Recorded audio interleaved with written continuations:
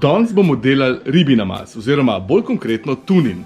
In definitivno bo boljši, kot pa tisti, ki smo ga včasih jedli v šolah. A se spomnite? Ribi namaz, kos kruha, jabolko, No, vse tako za nič pa spet ni bil, ampak poglejte tole lepoto. To lahko naredite zelo na hiter in spravite v hladilnik, imate za cel teden pojedino.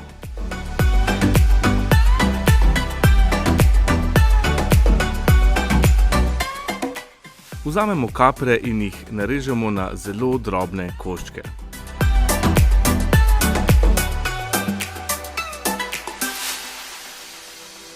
Potem pridejo na vrsto inčuni, teh imamo 10 in jih prav tako narežemo na zelo drobne koščke.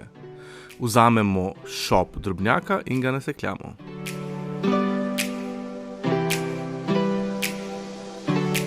Maslo stopimo v ponvi. Zdaj pa je prišel čas, da zmešamo vse sestavine. Dodamo tunino, kremni sir, prelijemo z maslom,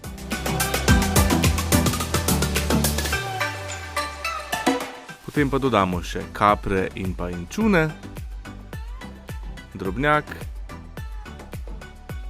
in po okusu še malce popra. Vse dobro premešamo. Potem pa po okusu dodamo še žličko gorčice in če želimo še dodatno posolimo.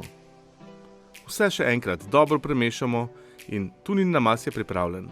Postrežemo ga na kosu kruha na popečenem toastu in hranimo ga v hladilniku tudi do par dni. Pa dober tek!